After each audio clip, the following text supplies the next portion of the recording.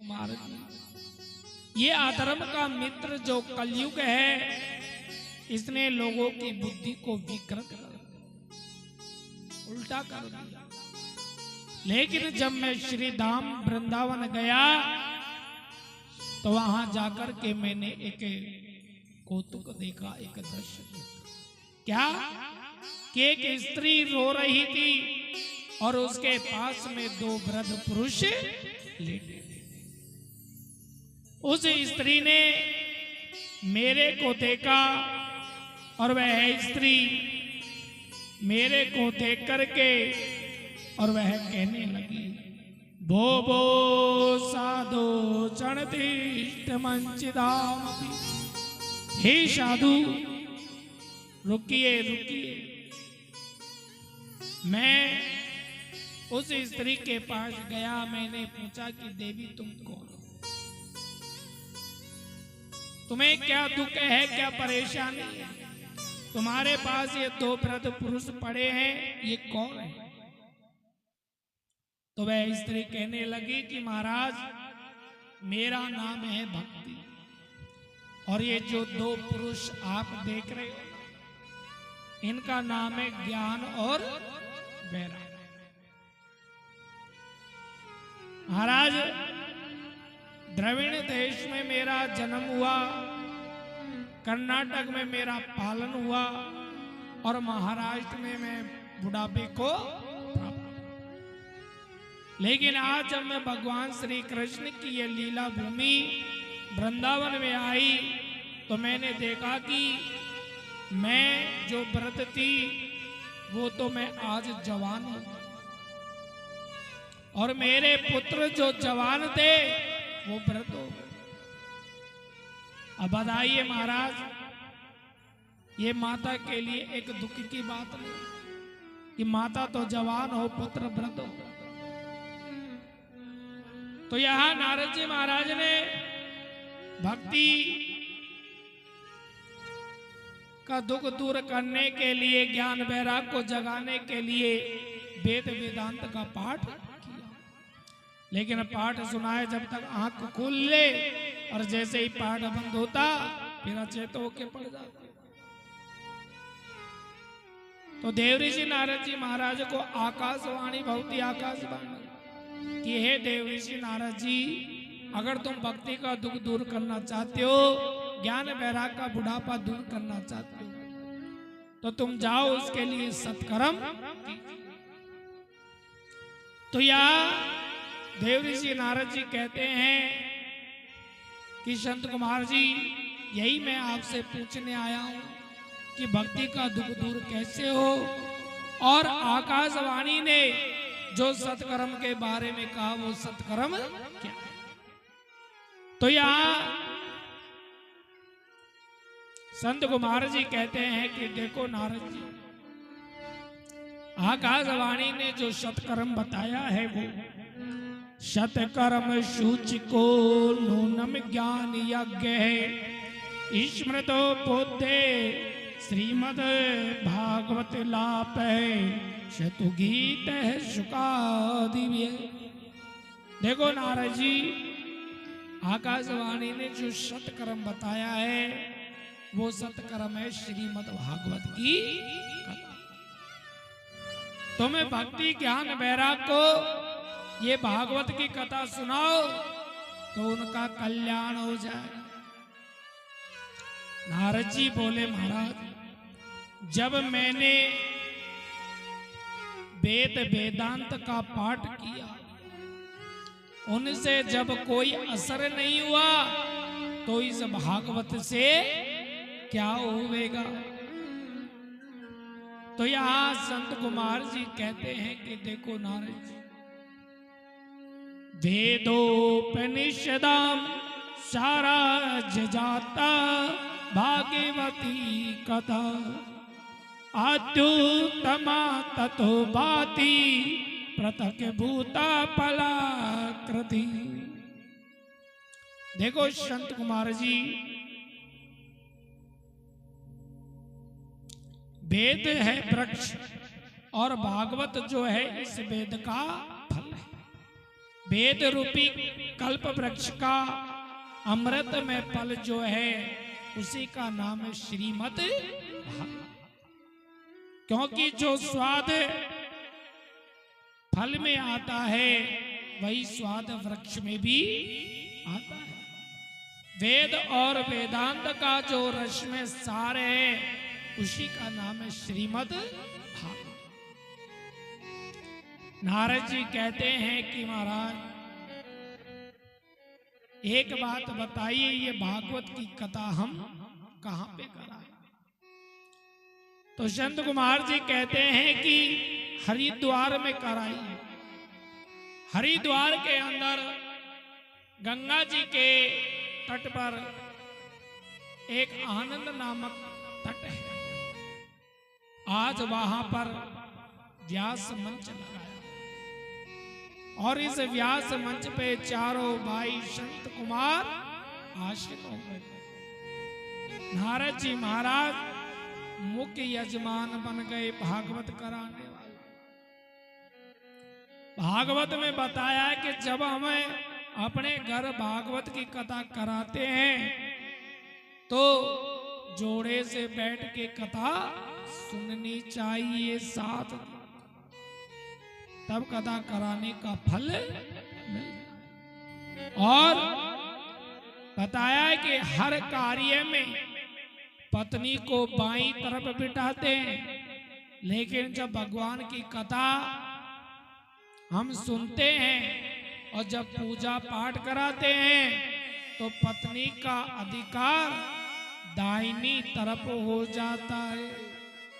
यज्ञ में पत्नी का अधिकार दाईं तरफ सीधे हाथ की तरफ हो जाता है। प्रेम से बोलिए भक्तों जय श्री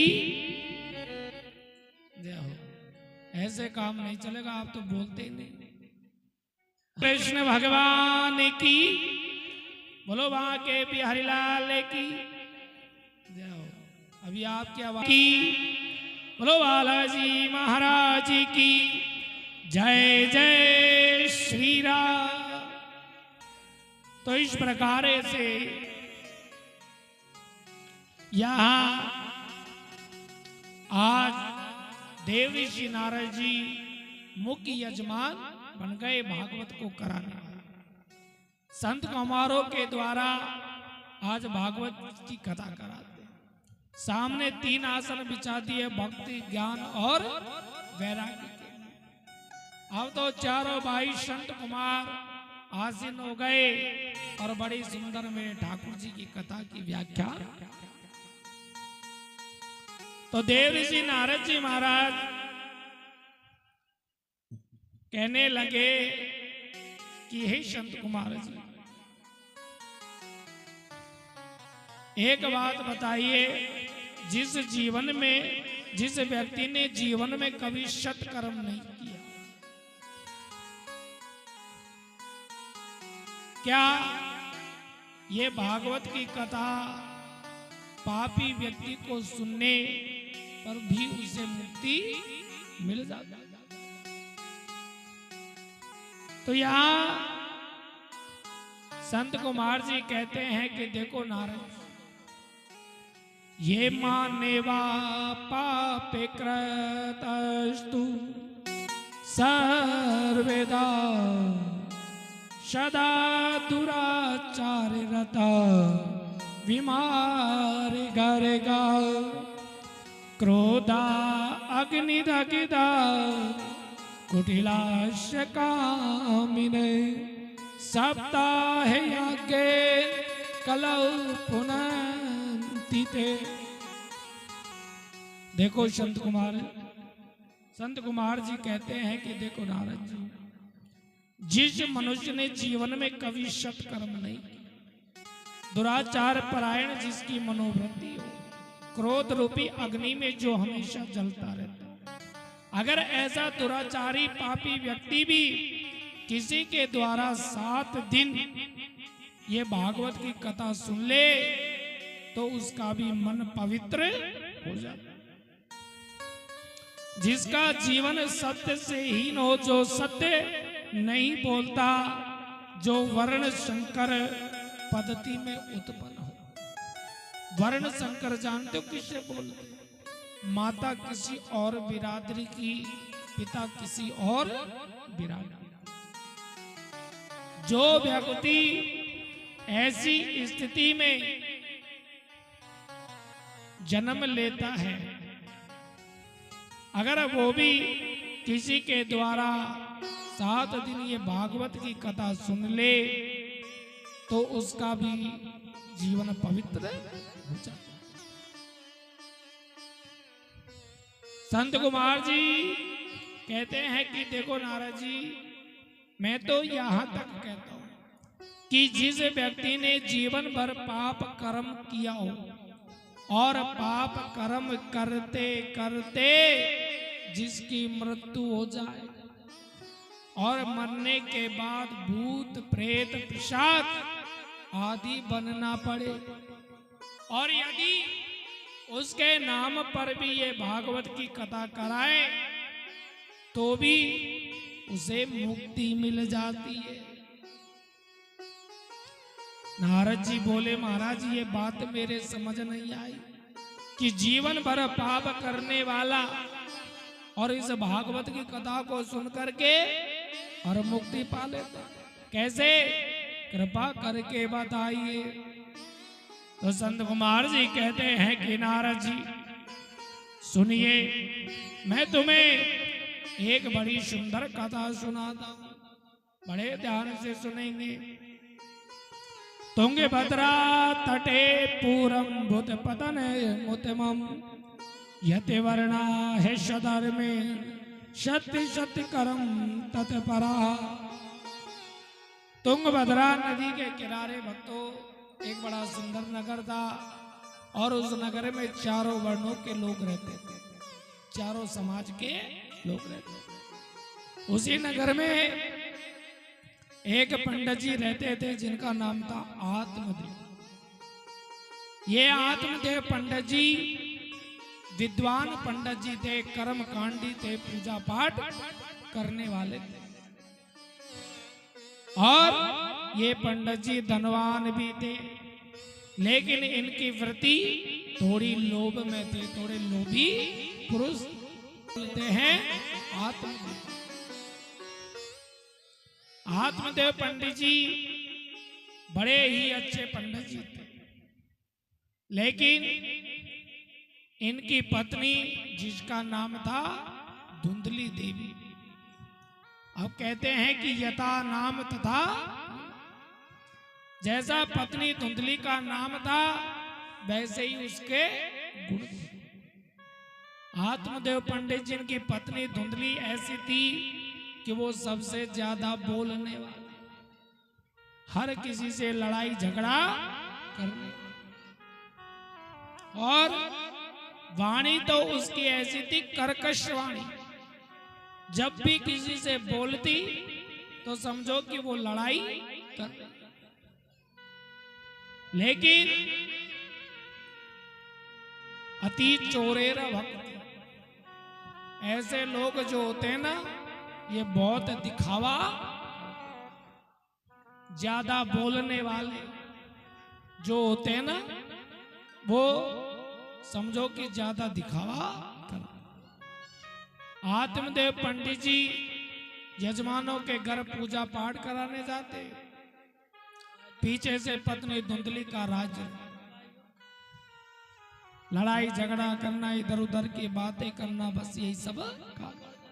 लेकिन और अपने आप को बताती कि मेरे से बढ़ के और कोई पतिव्रता नारी, बड़ा दिखावा करती, इसलिए पति के नजरों में बहुत प्रिय। आत्मदेव पंडित जी जो है एक दिन अपने घर के आंगन में बैठे और मन में सोच रहे थे कि मेरे सब बात का आनंद है, लेकिन मेरे कमी है तो एक पुत्र की, मेरे कोई संतान, अब मेरे कोई संतान नहीं है तो कैसे मेरा वंश आगे चलेगा और कैसे मेरा नाम चलेगा। तो इस बात को लेकर आज आत्मदेव पंडित जी बड़े दुखी। आओ तो पंडित जी के घर में एक पड़ोसी आता है जल का लोटा। पंडित जी के आंगन में तुलसा जी का गमला लगा हुआ था। तो पड़ोसी जल लेके आता है, तुलसा जी में जल छोड़। तो जब तुलसा जी में जल डाला तो देखा कि सजनों तुलसा जी जो है सूखी हुई थी। तो पड़ोसी कहने लगा महाराज ये तुलसा जी कैसे सूखी है, क्या आप इसमें जल नहीं डालते? पंडित जी बोले भैया जल तो मैं रोज डालता हूं, पर ये तुलसा जी क्यों सूख जाती है मालूम नहीं भैया। तो पड़ोसी कहने लगा महाराज एक बात बताओ, आपके घर एक गाय है जिसकी आप सेवा करते हो 6-7 साल से हम देख, लेकिन आज तक उससे कोई बछड़ा बछड़ी कभी कुछ नहीं, क्यों? पंडित जी बोले भैया मालूम। बोले तो महाराज आप एक बात तो बताओ, आपके कोई संतान क्यों नहीं?